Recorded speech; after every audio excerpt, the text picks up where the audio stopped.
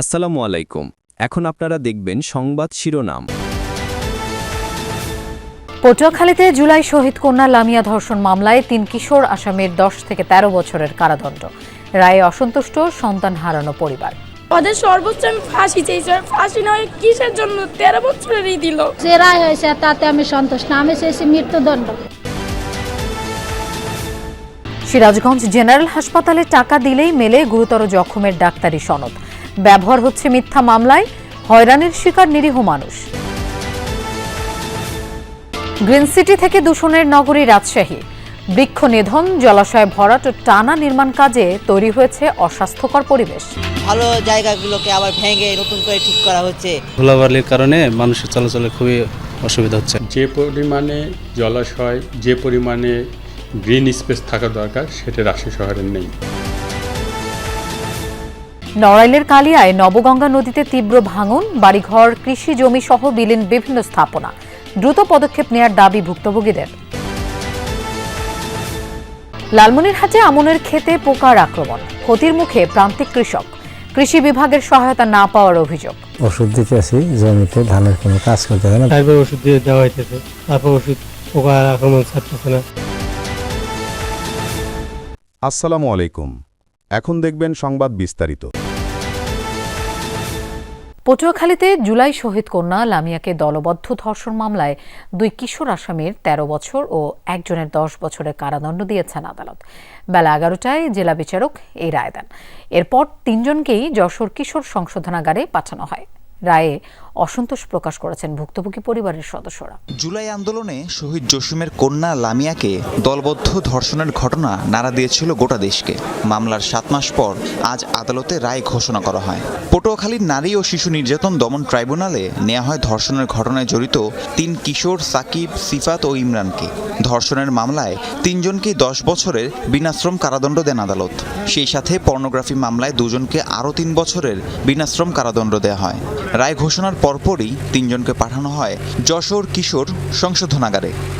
3 জনের বিরুদ্ধে 9-3 ধারা এবং সাকিব আল হাসান মুন্সি এবং সিফাত মুন্সি তাদের বিরুদ্ধে পর্নোগ্রাফি আইনের ধারায় 8-1 এবং 8-7 ধারায় বিজ্ঞ ট্রাইব্যুনাল 3 জনকে 10 বছর এবং সিফাত এবং সাকিবকে পর্নোগ্রাফি আইনে আরও 3 বছর, উভয় সাজায় বিনাশ্রম কারাদণ্ড এবং উভয় সাজায় একটার পর একটা চলবে। তবে আদালতের রায়ে অসন্তোষ প্রকাশ করেছেন লামিয়ার পরিবারের সদস্যরা।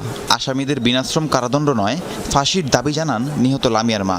যে রায় হয়েছে তাতে আমি সন্তুষ্ট না, আমি চাইছি মৃত্যুদণ্ড, আমি চাইছি ফাঁসি। আমার মাইয়া নাই পৃথিবীর বুকে, আমি এই রায়তে সন্তুষ্ট না। ওদের সর্বোচ্চ আমি ফাঁসি চাইছি, ফাঁসি নয় কিসের জন্য 13 বছরেরই দিল। আর ঠিকই আমার সামনে দিয়ে 13 বছর পর হাঁটতে যেতে পারবো, আমার বোন হাঁটতে পারবো না। সিরাজগঞ্জ জেনারেল হাসপাতালে অর্থ দিলেই মেলে গ্রিভাস বা গুরুতর জখমের ডাক্তারি সনদ। অভিযোগ, হাসপাতালের জরুরি বিভাগের কয়েকজন অসাধু চিকিৎসক ও কর্মচারী দালাল চক্রের মাধ্যমে দীর্ঘদিন ধরেই এই সনদ বাণিজ্য করছেন। এতে মিথ্যা মামলার ফাঁদে পড়ে সীমাহীন হয়রানির শিকার হচ্ছেন নিরীহ মানুষ। জমি নিয়ে বিরোধের জেরে ছোট ভাইয়ের স্ত্রীকে হত্যার উদ্দেশ্যে মাথায় গুরুতর জখমের মামলায় নিয়মিত আদালতে হাজিরা দিচ্ছেন বেলকুচির হাফিজুল ইসলাম। তার স্ত্রী সন্তানও মামলার আসামি। পরিবারটির অভিযোগ, বাগবিতণ্ডার এক পর্যায়ে সামান্য হাতাহাতি হয়, অথচ মামলা দেয়া হয়েছে গুরুতর অভিযোগে। ছোট ভাই হামিদুলের বিরুদ্ধে সিরাজগঞ্জ জেনারেল হাসপাতাল থেকে অর্থের বিনিময়ে গ্রিভিয়াস বা গুরুতর জখম সনদ নেয়ারও অভিযোগ করেন হাফিজুর। হাসপাতালের রেজিস্ট্রার খাতায় দেখা যায় গত 23 জুলাই ভর্তি হন হামিদুলের স্ত্রী নাজমা খাতুন। ফিজিক্যাল অ্যাসাল্ট লেখা থাকলেও কোথাও উল্লেখ নেই হেড ইনজুরির। এ বিষয়ে ক্যামেরার সামনে কথা বলতে রাজি হননি মামলার বাদী হামিদুল ও তার স্ত্রী নাজমা। নিজেরা নিজেদের মতো করে সার্টিফিকেট প্রদান করেন, যে ক্ষেত্রে দেখা যায় যে প্রকৃতপক্ষে ভিকটিমের যে সমস্ত আঘাতের কথা বলা হয় সেই আঘাতগুলা তার শরীরে নাও থাকতে পারে অনেক সময়, অথবা থাকলেও সেখানে দেখা যায় যে টেস্ট পাস করে অন্যভাবে সেই আঘাতগুলোকে লেখা হয়। 1 দশকেরও কম সময় আগে শহরটি আন্তর্জাতিক স্বীকৃতি পেয়েছিল নির্মল বায়ুর জন্য। পরিচ্ছন্ন আর সবুজ নগরী হিসেবেও ছিল সুখ্যাতি। সেই রাজশাহী সাম্প্রতিক সময়ে বায়ু দূষণে ঢাকাকেও ছাড়িয়ে গেছে। সুইজারল্যান্ড ভিত্তিক পরিবেশ পর্যবেক্ষণ সংস্থার তথ্য অনুযায়ী দেশের বিভাগীয় শহরগুলোর মধ্যে সবচেয়ে খারাপ বায়ুমান রেকর্ড হয়েছে রাজশাহীতে। পরিবেশবিদ ও গবেষকরা বলছেন, দীর্ঘদিন ধরে শহরে চলমান বড় বড় নির্মাণ কাজের জন্য ব্যাপক হারে বায়ু দূষণ বেড়েছে। সেই সাথে পর্যাপ্ত গাছ, জলাশয় ও পদ্মা নদীতে পানি না থাকায় সুনাম হারাতে বসেছে রাজশাহী। রৌদ্রোজ্জ্বল ভর দুপুরে শহরের এই ফ্যাকাশে চেহারা বলে দেয় বাতাসে উড়ে বেড়াচ্ছে বিপুল পরিমাণ ধুলোবালি। অথচ কয়েক বছর আগেও চিত্র ছিল ভিন্ন। 2016 সালে বিশ্ব স্বাস্থ্য সংস্থার উপাত্তের ভিত্তিতে বাতাসে ভাসমান মানবদেহের জন্য ক্ষতিকর কণা দ্রুত কমিয়ে আনার ক্ষেত্রে বিশ্বের সবচেয়ে এগিয়ে থাকা শহরের আন্তর্জাতিক স্বীকৃতি জোটে রাজশাহীর।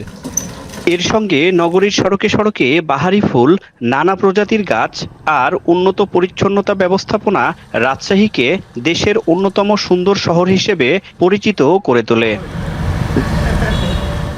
মাত্র 9 বছরের মাথায় সুইজারল্যান্ড ভিত্তিক সংস্থা IQ এয়ারের সাম্প্রতিক তথ্য বলছে, দেশের 8 বিভাগীয় শহরের মধ্যে বায়ুর মান সবচেয়ে খারাপ এখন রাজশাহীতে।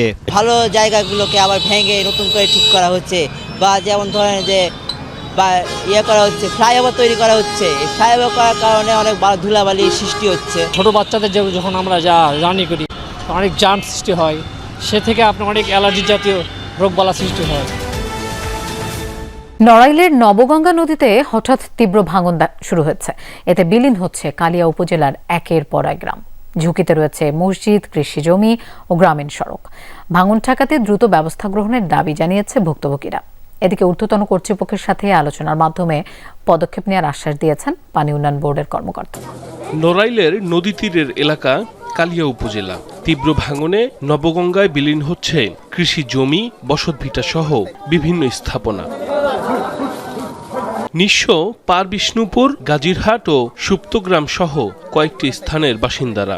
ভাঙনের কবল থেকে বাঁচতে ঘরের টিন, আসবাবপত্র সহ প্রয়োজনীয় সামগ্রী সরিয়ে নিচ্ছেন অনেকে। ঝুঁকিতে নদী তীরের মসজিদ, সড়ক সহ শতাধিক পরিবার। একটা ঈদগাহ, একটা গোরস্থান, মসজিদ প্লাস মাদ্রাসা দিয়ে 4-5টা প্রতিষ্ঠান দিয়ে হুমকির মুখে এখন। এক রাত্রি ভাঙনে ভাঙনে ঘর বাড়ি সব বিচ্ছিন্ন হয়ে গেছে।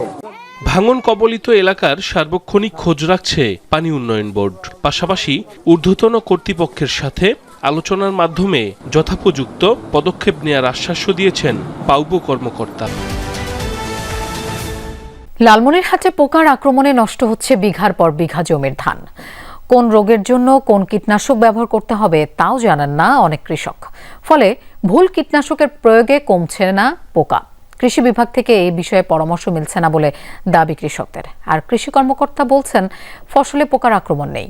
দিগন্ত বিস্তৃত, চোখ জুড়ানো সবুজ আমনের ক্ষেত, তবে এর একটি বড় অংশেই পোকার আক্রমণ। চলতি মৌসুমে যেখানে ফসল ঘরে তুলে লাভের আশা, সেখানে ধানের এমন করুণ দশায় বিপাকে কৃষক।